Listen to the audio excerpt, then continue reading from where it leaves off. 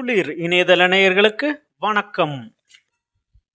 யோகப்பியாசகம் செய்ய வேண்டிய முறைகளை உபதேசிக்கும் நூல். சாப்டர் 2. சந்தியா வந்தனம் செய்யும் பொழுது ஆசமனம் ஏன் செய்ய வேண்டும்? முதலில் ஆசமனம் என்றால் என்ன என்று பார்ப்போம். சாப்டர் 1. கும்பக பிராணாயாமா சந்தியா வந்தனம் பூஜை.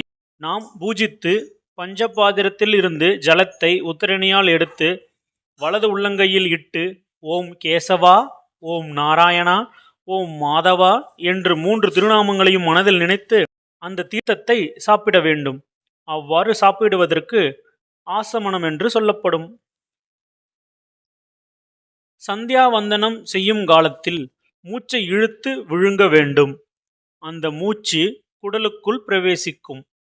அப்பொழுது அக்குடல் எப்படி இருக்கும் என்றால், குடலில் ஈரமில்லாமல் உலர்ந்து சுருங்கலாய் இருக்கும்.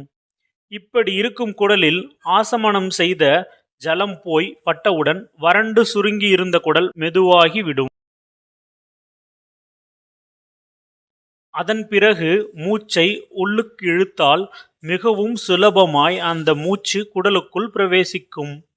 இதற்காகத்தான் சந்தியா வந்தன காலத்தில் ஆசமனம் செய்ய வேண்டுமென்று பெரியோர்கள் ஏற்படுத்தினார்கள். சாப்பிடும் பொழுது சாதத்தில் நெய் விட்டு கலந்து அந்த சாதத்தை முதலில் சாப்பிட வேண்டும். அப்பொழுது அந்த சாதத்தில் இருக்கும் நெய் குடலெல்லாம் பட்டுக்கொண்டே உள்ளே செல்லும். அதன் பிறகு சாப்பிடும் சாதமெல்லாம் சுலபமாய் நழுவி உள்ளே செல்லும். இந்த காரணத்தினால்தான் சாப்பிடும் பொழுது சாதத்தில் நெய் கலந்து சாப்பிடுகிறார்கள். நெய் கலந்து சாப்பிடாமல் நெய் சாதம் போல் சுலபமாய் குடலில் நழுவி செல்ல சாத்தியமில்லாத ஒவ்வொரு சமயங்களிலும் அந்த சாதம் தொண்டையில் நின்று விக்கலை உண்டாக்கும். அப்பொழுது ஜலம் சாப்பிடுகிறார்கள். அதன் பிறகு அந்த சாதமும் ஜலமும் சுலபமாய் உள்ளே செல்லும்.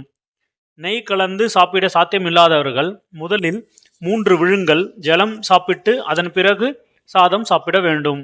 அப்பொழுது அந்த சாதம் மிகவும் சுலபமாய் குடலில் நழுவி செல்லும். வெளிநாட்டுக்காரர்கள் நெய் கலந்த சாதம் சாப்பிடுவதில்லை. அவர்கள் மாமிச பதார்த்தங்களையும் கோதுமை ரொட்டிகளையும் பிஸ்கோத்துகளையும் பழங்களையும் சாப்பிடுவார்கள். இவைகளை சாப்பிடுவதற்கு முன் என்ன செய்வார்கள் என்றால், மாமிச கொழுப்பினால் செய்யப்பட்ட சூப்பு என்கின்ற ரசத்தை ஸ்பூன் என்னும் பெரிய கரண்டியால் எடுத்து முதலில் சாப்பிட்டு அதன் பிறகு மாமிச பதார்த்தங்கள், ரொட்டி துண்டுகள், பழங்கள் என முதலியவற்றை சாப்பிடுவார்கள். சூப்பு என்னும் ரசத்தில் கொழுப்பு கலந்திருப்பதால் அந்த கொழுப்பு ரசம் குடலெல்லாம் பட்டுக்கொண்டே போகும். அதன் பிறகு சாப்பிடும் சாப்பாடு மிகவும் சுலபமாய் குடலில் நழுவி செல்லும். நன்றி. Thanks for watching the video. Like, subscribe, click on bell icon.